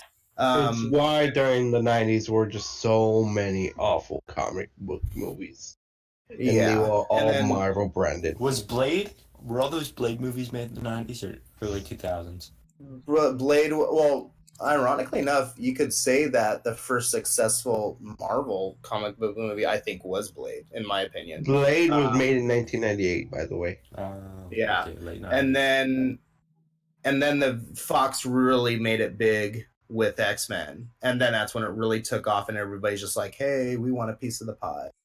But yeah, it's like, so basically Disney's been trying to get all of it back. It's kind of funny because people are like, oh, well, Disney bought Fox because of the streaming. I'm like, Disney bought Fox for a bunch of totally legitimate big reasons. Yes, one is the streaming, Disney Plus. No. I want to see Homer Simpson another talk is because to Mickey Mouse. Yes. Well, he's already done that before. And then they can get X-Men and Fantastic Four and Daredevil all back. Everything's fine with that now. Cool. But they also got Avatar, which they were paying the rights for to have Avatar. Which Pandora, the World of Avatar. The Navi Blue people, James Cameron one. The James Cameron. Cameron's Avatar, sorry. The Blue Monkey one. Okay. Yeah, so The former box office holder. Disney was very smart. Disney was very smart to buy Fox. It wasn't just because for like, oh, it's a plan. No, they bought it and they it's going to pay off big for them. That's just a no-brainer to me. But it's just very concerning that the entertainment industry is just becoming more monopolized. No, not only that, it's becoming more fractured too. Remember, all the streaming services are pulling out of each other to do their own thing. It's always in a state of flux. Yeah, well, monopoly gone. It's like, yeah, you do see a lot more homogenization and sort of condensing and merging, but you also see a lot of new big things. Like Netflix is a very good example of this. They came up. Dude, those guys have been making so much money, dude, having 20 million subscribers. They've been doing... Dude, those guys upended the market. They destroyed Blockbuster. Yeah, they decimated. In the most ironic way. Like, because Blockbuster could have bought Netflix, and then they didn't, like, this is stupid. We don't need them. We know what we're doing. And then Netflix is just like, haha, we get the last laugh. Oh, my gosh. And now, yes, Netflix is now kind of sort of fracturing a lot of stuff. Like, rather than... It's kind of like cable TV all over again. Through the 80s and 90s, you had this whole idea of like, oh, we'll get a cable subscription, we'll get all these channels we want and stuff like that, and that's just the way it is. That's how we get our content. Now, Netflix kind of was starting to be that, but now it's getting fractured. Same thing with video games. All these major content creators want to have their distribution. Now, Disney, of course, this was a big thing that Disney announced at D23 was Disney Oh yes, Plus. yes. You know, we've already had Netflix. You know, you have now Disney owns Hulu. Wait, they own all of ESPN Hulu Plus, now? Did which I don't Comcast care sell about. that last part to them? They own the controlling stake in all of it now. I think there might still be a few of them, but Disney basically has the controlling interest of it, and they're able to operate it. They can shut it down next month if they want to, and nobody would be able to. Or stop they could just merge it with Disney. That's Plus. how much they own it. No, they've so Well, Bob they're kind Iger's- of doing that. He said they're gonna keep it separate. They're even investing hundreds of millions of dollars to curate more content for it, not exclusive, but to more back catalog stuff. They want to keep it in the same vein or manner as have their other studios, like you had Touchstone Pictures and stuff like that. Because Disney Plus it cannot be R-rated. It's they've said matter of factly it's only ever going to be PG-13, nothing beyond that. They want it to be somewhat family friendly. That's where Hulu Plus can come in. So it's got mostly TV shows, but then they can put their other movies on it if they want. They have ESPN for sports. Wait, so Disney Plus is going to be family friendly? That is correct. Yes. For the most part. Yeah. So how do you Give get or shows take The like Simpsons. how do you get shows like The Mandalorian on there? So there's probably not going to be anything that would make it R-rated or rated M for sure if it was on TV, I guess. Didn't they show a scene of a man getting split in half by a door What? in the trailer? I can't remember. I'd have to watch. Right. And multiple people getting shot. Well, no. Yeah, People but getting you see shot is people get shot PG-13 at. now. We know Remember- this. Yeah. Oh, Remember, R-rated stuff is for anything of direct blood, direct foul, like the F-bomb, any actual nudity. That's all Yeah, R-rated. but stabbing So, someone is PG-13. Yeah, Disney That makes sense. Like Technically, two F-bombs in a PG-13 movie. right? Now... no, stuff it's actually that- one. Wait, didn't Avengers Yeah, that Endgame one. Iron Man curse at some point? Well, remember... They all cursed. Remember, movie ratings are dictated by the Movie Pictures Association of America, the MPAA. That's for movies that get released to movie theaters, not on streaming. Got you. The TV ratings, those are dictated through a different service because if it would go on broadcast network and maybe cable, nothing else. They cannot dictate what goes over through a streaming service because it is all paid services. So remember, because something is a paid service, they do not have to censor it. That's all handled by the U.S. government and associations if they want to. They don't really. Disney doesn't have to. Disney could all of a sudden just come out with a total equivalent of an NC-17 rated property and then be like, no, it's fine, it's for kids. And I mean, I don't know. I don't know. In some places that would be considered kids. Right. Probably. Remember, 50 Shades of Grey. They recommended it for What? kids and friends. Oh boy. Interesting. Okay. Let's not devolve this podcast into 50 Shades. Anyway, let's. Frozen's gonna end up being on Disney Plus. By the way, I did happen to get on Disney Plus sale deal. $140 for 3 years. It's basically less than $4 a month. I would like to Because- know if there's an annual package for the package with ESPN Plus, Hulu, and Disney Plus. I believe there will be. As of right now, it's not even launched yet. So they said Disney Plus will be $6.99 a month. If you want to get the entire package, I believe it's $12.99 a month for all. You can buy all individuals if you want for whatever price points. It will be $13 a month to have all three bundled together. I imagine they will obviously have a whole yearly package because everybody else already has that. Why not?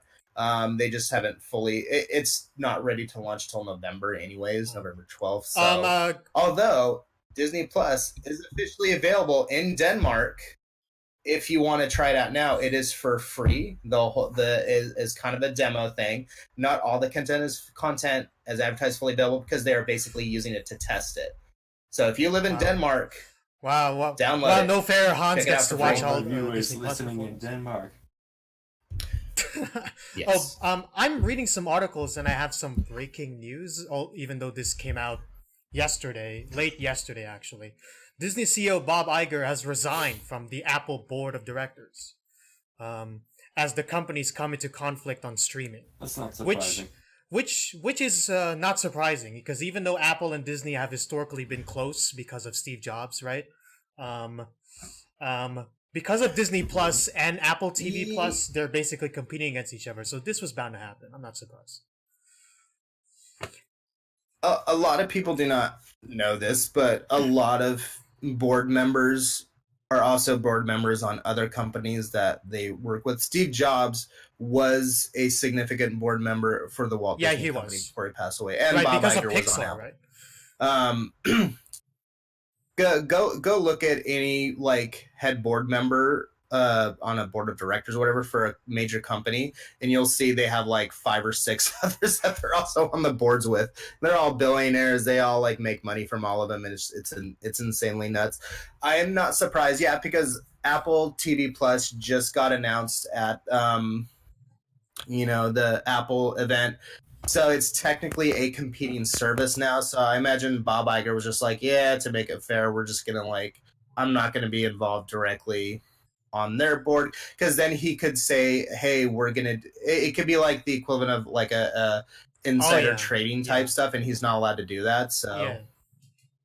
And if anybody's worried, by the way, Apple TV Plus, there's like nothing big of it. Their whole thing is like they just want to have exclusive content. They don't have much in the terms of back catalog content whatsoever at this time.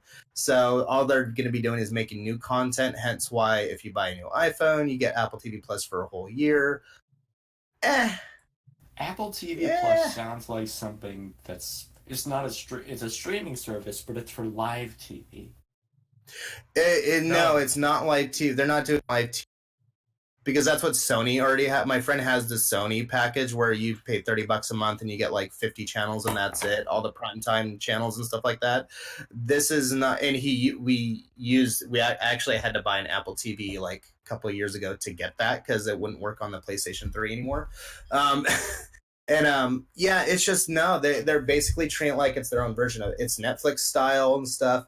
But they're developing and putting a lot of their own money into new content the same way Netflix did, where they started making, Marco Polo, Stranger Things, stuff like that. Apple's going to be like, hey, we're going to make our own exclusive series and you should watch our service to see it. I think this, to them, they're starting out slow, and we'll see what happens over the next few years for them. All right, so what Disney is starting out strong with Disney Plus. So obviously The Mandalorian, I think that's the most well-known one at this point. There's also High School Musical, the series. So it's an all-new cast. Yeah, I know, right? He's like, ugh. Okay, I guess we won't talk about that, judging by the reaction. Will they be available at launch? Which ones? I think all of these will be available at launch. Yes. So Yes, Mandalorian. So Disney has said they're going to have over 700. No, what was it? Over 500 movies will be available at launch. Over 7,500 TV episodes will be available. Of course, a big chunk of them is going to be The Simpsons, 30 plus seasons. I heard otherwise, actually, about that. Wait, Simpsons will be on Disney Plus, really? What do you mean? I got to do something. What do you mean everything? This was just from some article that I saw. I saw that not everything is going to be launched at Disney Plus on one time. They're going to be spanning it out, and I browsed through a list of what they did have, and they said, "Oh, there's 23 Marvel movies. Here's the 2 we're going to be." Is Disney Plus launching on November 12th? No. Okay, so. Oh, okay. Yeah. Yes. Okay, so across Disney Plus, Hulu, ESPN Plus, there will be 500 movies and 7,500 different episodes. That's what's going to be available. They didn't want to specify the entire catalog till you see it. Now, yes, it's not everything from the Disney, catalog, like the vault. That will not be available day 1 on November 12th. It's gonna be. I asked a lot of people when I was at D23. It's gonna every year they're gonna add more and more stuff because a lot of it they are sort of still reprocessing it because they're gonna have a lot of their content eventually in 4K HDR like supported formats. So initially, right now, if you go over to Denmark, you can see there's like maybe I think a dozen, or no, it was like 7 titles that are in 4K that you can watch right now through the service, and they're gonna add more and more. So like they said, eventually the entire Disney vault from Walt Disney Animation Studios will be available, but just not at day one. It's gonna take several years to get everything in. And yeah, so they said by year 3. That's and of course this is a lot of people are speculating they'll probably increase the price after 3 years once they have more and more content, which they've stated as much. They're like, it's gonna be it's gonna be cheaper to begin with because they won't have as much content as Netflix, but they're gonna be adding it. Of course, Song of the South won't be in there, and which is another movie. Yeah, like Dumbo. Anything. No, Dumbo will be in there, but they said the Jim Crow reference will be cut out of it, the original. Wow. So they're not going to have the original theatrical release version, so you won't see the original version of Fantasia with the little, the black little creature who was like brushing the hair of the white one kind of thing. Whoa, really, guys? Disney? At the time, it was like one of those erotic kind of thing. Hey. So what else in Disney Plus here? Lady and the Tramp. How's Lady and the Tramp? Yeah, the live action Lady and the Tramp is going to be debuting. It's a live action, like it's exclusive to Disney Plus, so I don't think it's going to be hitting the theaters at all. I think it's only going to be on Disney Plus, which is kind of interesting. Right, because all the other live action films have been on theaters. That they're due.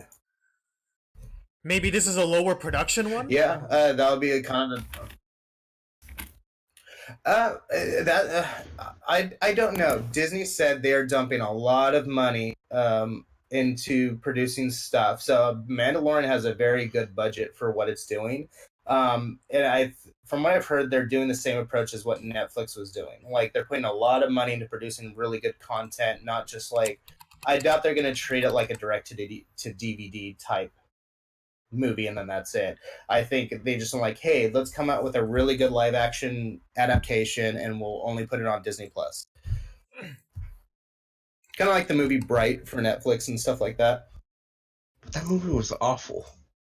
I didn't say like everybody thought it was going to be great. I was saying they put a lot of production value into it though.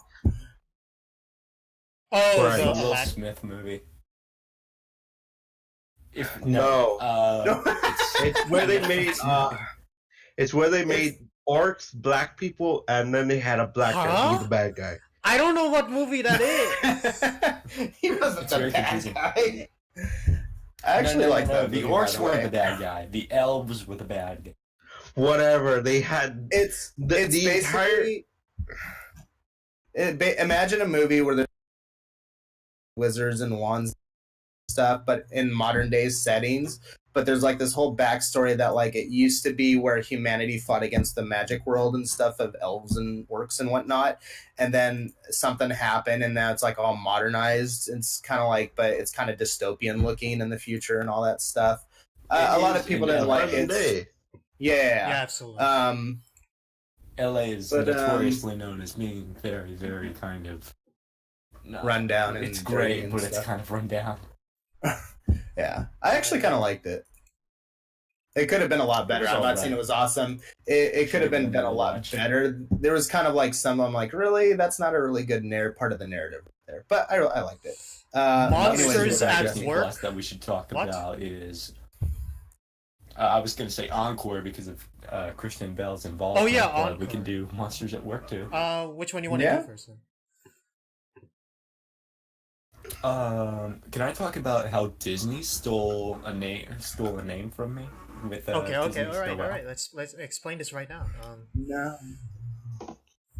So really, I'm building up Christmas traditions, and so I'm deciding to I'll make my own lore of Santa Claus. So part of the lore is he has 5 daughters and 1 son, and one of the daughters is named Noelle, and I came up with that. I just want it to be known, and everybody in the world can hear this. I came up with that name all right. It's time to sue. It's time to sue. Okay, Disney stole it. Yeah, join It's the time to Peruvian sue. offer. I cannot be party to this since I work for the Walt Disney Company. Sue Reswap Jr. Still working directly. on the lore, though. Okay, Yeah. talk with your manager, Reswap. Dude, if they ever find out who I am, I'm probably written up or fired. That's what I've been talking about today.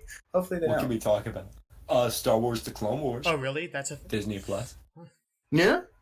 Really A lot excited of for Star that. Wars stuff's going to be all over Disney Plus, big time. No, okay, Star let's- Wars fans.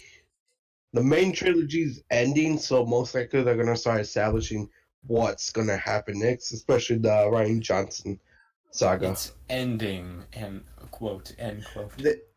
All the first 8 movies of the entire Star Wars saga will be available on Disney Plus. Rise of Gotcha. Skywalker is not going to be.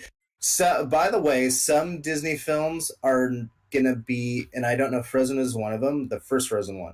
They're kind of going to be bouncing back and forth over the next few years because of the Netflix contract Disney made with them years back. So, yeah, for all you listeners, just bear with it for a while. Some stuff has to go back and forth So to Netflix does that mean for a Frozen while. 2 can be on Netflix? So the contract.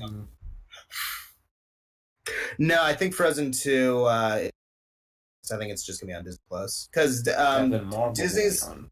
Disney's been working on Disney Plus for 2 years. I mean, I could probably say this now. I actually talked to a corporate employee for Disney who was working on it 2 years ago. And I didn't think anything of it back then. And he's like, oh, yeah, Disney's going to be like rolling out eventually with their own like streaming service. It's going to be big. And I'm just like, what, like Netflix is like, yeah. I'm like, yeah, right. Like that's ever going to happen. And then when Disney finally like, hey, we're working on this thing called Disney Plus. And I'm like, oh, that's what that guy was talking about. I see. Yeah. It ended up being pretty big. Okay, well, what else? What Pisces. else? Because he said it was going to replace the Disney DVD Anywhere thing that they already have, and he's like, yeah, it's going to be replacing that. I'm like, Which is okay. a shame because I've been working on that so far. I have a list here.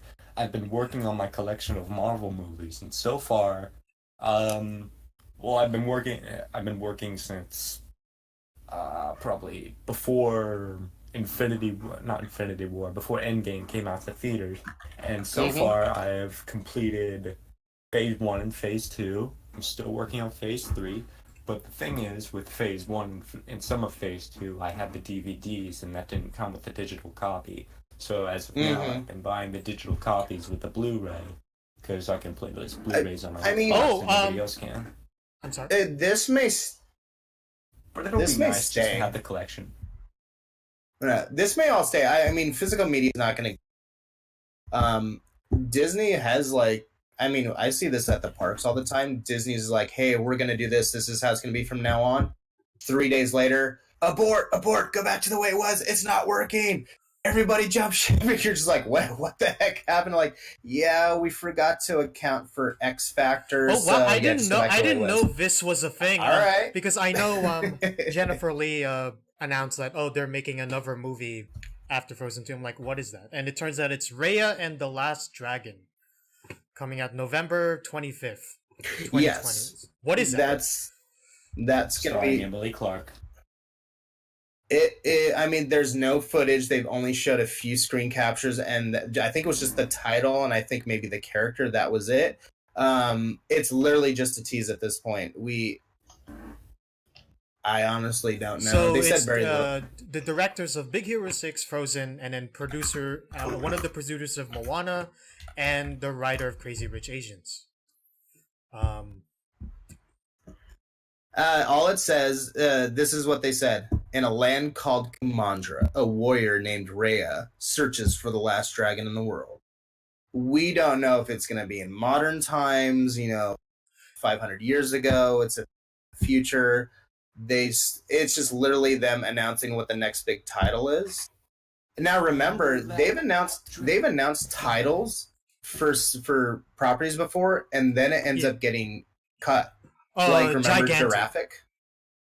It's Giraffic. It was a gigantic. No, that's what it was called on sorry, it was a gigantic, and then Giraffic, it was Oh, called yeah, in yeah. Zootopia. but yeah, gigantic isn't was what it was that a gonna be, shame? and it got Isn't it that Yeah, just they real canceled. crazy? It was supposed to be It's not gonna be directed by produced the anymore. Tangled director. The Tang. Yeah. quite a while. And it happens. It's just like, things get realigned He's too and busy adjusted. doing I mean, the TV show. heck, look at what happened to The Good Dinosaur. That's the Like- only time we'll ever really notice that movie on the actual screen as a parody in another movie. I know. That's Unfortunately. crazy. Here's the thing. There's always a lot of projects going on at Walt Disney Animation Studios. Even pictures where like, hey, let's greenlight this. Okay, we're gonna do it. You start doing pre-production work, like screenwriter to get to work. All right, where would this take place? Storyboards. Let's go. Okay, let's start having scouters go out and filming locations. All right, let's do this. And then just something happens and like, yeah, this is not gonna work. Let's just kill it. And it's like, all right. And they could have done. I mean, Disney is known for having people work on stuff for years. Like Frozen. This is a good example. Frozen was worked on by famed animator Mark Davis back in like the 30s and 40s. You can Walt Disney Archives still has his original concept the stuff Snow Queen on, adaptation they tried to like do. in their archives. Yeah, because Disney back in the 30s, like I think 39 or something like that, or early 40s. 37. Is that what he did? 37 is Okay. when Snow He White. bought the rights to do the Snow Queen. yeah, he started exploring the possible movie out of it. Yeah, and it never got made 2013. till Till now. 2013, right? So Partially because of World War II. I mean, they had the opportunity to do it in the yeah, 90s, but they didn't. Oh, They I picked mean, it's Little just- Mermaid Put all instead those. for the Hans Christian Andersen tales that they could have picked. Again, it's just And- stuff it goes everywhere, and it's just like, hey, let's do this. No, We also picked one of my favorite. I think it might be. Well, Frozen does a good job at it adapts Hans Christian Andersen's tale in a different way, but like the most true Hans Christian Andersen adaptation that they've done is the Little Match Girl. I love that short. People hate that short. People hate me for loving that short. Especially Yeah, I've I've never never seen seen it that either. short. I showed him that. And I've he s- was I've seen so The mad Ugly at me. Duckling. That one. I'll tell you around Christmas. nobody time. knows about it because nobody likes it. I'm just kidding. Isn't that I love the that story. I'm isn't that just the joking. story where the little girl dies at the end in her grandmother's Yeah. arms That's it. after desperately trying to sell She matchsticks? freezes in the cold. There's not a lot of happiness. It's more of a bittersweet thing because at the end, oh, it's her grandma, and she goes to heaven with her grandma, and she's The celebrating Return of New Year. Obi-Wan Kenobi. What is that? I think the official story takes place in New Year's, but you see a lot of imagery. No, she doesn't surrounded stuff die. for She Christmas. gets rescued by the lady. She looks like she's gonna die in the snow, and then the lady picks her up. Then they walk through a wall. Yeah, because it's all black and white, and then it color, and then picks her up, and yay, happy ending.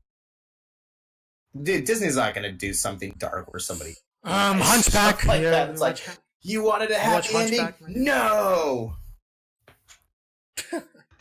I haven't. That's another thing I need to watch. Who dies in Hunchback? The Hunchback. priest guy. No. I mean the good. Well, I mean like a good. You're not gonna have the main protagonist who the story's about. Like, hey, you want a happy ending? No. Oh, I mean okay. that's what I'm talking What- about. Nemo's mom died. Yeah, but not at the end. Lion Again, King. also Long Nobody live the can king. die at the end. Right? Oh, No, I mean you saw can have the anybody die at live-action the one. beginning. It's You have Up and stuff like that. Yeah, Yeah, you have Lion King and whatnot. What do you think this is? Game of Thrones? Oh yeah. I can't know, wait for right? Disney Princess Game of Thrones. I can't wait. Lizzie Yeah. McGuire is back. Apparently. Oh boy. No comment. All right. Who? Some people are looking. Yeah, they're bringing like a Lizzie McGuire's growing up kind of and going to do like some series with that. So some people are really excited for that. This is kind of like when you had Boy Meets World and then they followed up with Girl Meets World. So a lot of Disney is hitting up a lot of those old fans. You have High School Musical. No, I can't wait for the Even Stevens reboot. Let's go. Shia LaBeouf. Hey, if they can bring Shia LaBeouf back for that, that would be awesome. I'm looking forward to watching all of Phineas and Ferb. Yeah, they have a spin-off at Disney XD, I mean, Murphy's Law. I wonder if they're gonna have on Disney Plus. Anyway, so what do you guys? We didn't have all the right, what do you guys transition think music to tell of the D23 audience. overall? Did they announce some good stuff? I wish I could go. So, in my opinion, Actually, I was I a don't bit wish I could. confused How? by everything. Because What we're is getting... D23? No, let me explain. The information we're getting, okay, is there, but they're not presenting it in a organized fashion. When you hear all these movies they're announcing, you're thinking it's going to be theatrical movies, but instead it's movies that's going to make for Disney Plus, and the same things in regards to television. Yeah, most of the headliners are going to be available at launch, so November 12th. Oh, sorry. You know what it is? That's not Disney not being coherent. That is the problem of the people reporting the news. I've encountered that as well, because I got the D23 service like from the D23 event for the big sale of it, and I'm like, awesome. I told my brother, and I'm like, hey, I'm getting this. He's like, yeah, totally, we'll watch it. I'm like, they're gonna have all this stuff on it. But then he goes and looks up something. He goes, hey, they said they're not going to have all that. What are you talking about? I go, no. Where did you find that? And he read some weird thing that was very confusing, some article. I'm like, no. That was something you read from earlier this year. You got to read the D23 stuff and what this source said. And you have multiple sources just kind of like, oh, so D23 is going to have this. It's $6.99 a month, blah, blah, blah. They're going to have all the Star Wars movies and this and that. And they're not specifically stating which will be part of it, what the dates for the release was. And they're just literally summarizing it. And then so a lot of people are like, oh, so this is what's going to be on there. No. You had to like specifically watch what Disney said. Some news outlets reported it accurately, like I think CNET did. But then others were just kind of doing a quick summary like, oh, yeah, they're going to have like all this stuff. I'm reading these articles from like, Oh My Disney, which is sort but of official. But it's like really, you know. I mean, again, a lot of these sites who, quote, report on this stuff, they're not actual official news outlets where anybody actually got a degree in journalism. This goes back to that joke of like, oh, yeah, I'm with the media, I'm with the news online, not print version. You know, it's just like they're not as highly... It's like you have to officially go through somebody who will report stuff in proper context, what the details are, but then somebody could just go like, oh, yeah, I'm with the media stuff. It's like, oh, really? What are your credentials? Oh, I have like a little online site called Oh My Disney. It's like, wait, are you a factually original? Like, are you accredited as an actual journalist news organization? Well, we kind of an online thing. And it's just like, really? And this is kind of... Accredited by who? I mean, I don't know if they're really accredited, but I mean, technically you don't have to be as an official news organization, but it's whatever Disney who's officially Well, Oh My Disney, to, and I a see lot at the of bottom these of the sites page, and copyright organizations Disney, all rights reserved. talking about it. I mean, it's a Disney thing. Well, I mean, they're doing that to legally protect themselves if they ever claim any of its content, and they're just. I mean, you do that on our podcast, though. But we're talking about this stuff. But are we officially journalists? We're just fans. You know? No, we're just fans. We are anything but journalists. I mean, and if you're saying like, I'm not telling anybody like, oh, this is the official thing. I'm covering myself like, yeah, I work for the Walt Disney Company, but kind of take it with a grain of salt because some of this that's why I'm saying I'm speculating here, or if I'm not like. The only thing I can officially state is, yes, October 4th is when all the new Frozen merch for Frozen 2 is coming out. That being said, like I said earlier, everything on the Frozen subreddit is 100% true. Yeah. Right. Yeah, like those dozens of articles saying of Elsa being gay or not. Yes, I mean, those that's are just a true. bunch of speculation fodder for, views. I mean, we'll never know until we see the movie. It doesn't. It can. We could speculate as much as we want. It can doubt they're gonna contradict answer itself if it needs I to. doubt they're Right. gonna answer it in the movie. Wait, answer what? Answer what? Answer what? The question regarding is also gay or not. I doubt they're gonna say. yes Oh, or I think somebody. Well, oh, that's. Oh, yeah, I saw it get posted. It was just like, oh, somebody on Reddit or on to like do a petition, and then Disney kind of said no, and I'm just like, well, that was never official or anything. It was just kind of like, wait, what? I'm like, to be honest, Disney is always probably going to be like more neutral about a lot of that stuff. I mean, it's kind of like when Mark Hamill talked about back during like the Force Awakens, where people or was it Last Jedi, and people were like, hey, like is Luke Skywalker gay or something like that?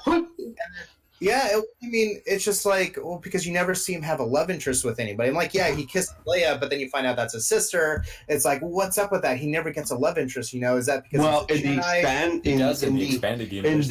in Disney Legends, he does, and her name is called Mara Jade. So, but Disney decided to retcon and also in the book, there's like some books that some people wrote where he also did, but it never got right. legitimized as canon, even by That wasn't Lucas. the important part of the story either. Yeah, but Mark Hamill has said in interviews, "Hey, if Luke Skywalker is gay for you, then sure, that's what he is." It's like I'm just the sort of the actor helping create the content.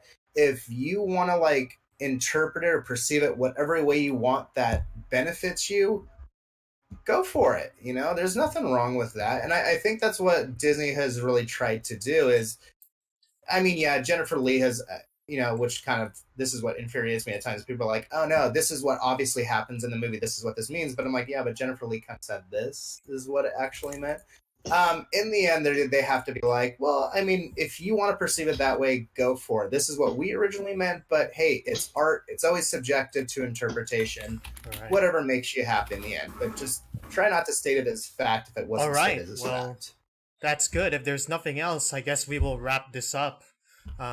We'll probably get more Frozen news next month, probably in the 18th, regarding that sneak peek thing. Yeah. As it gets closer to release, absolutely. We'll get some news. Especially, we'll be getting more.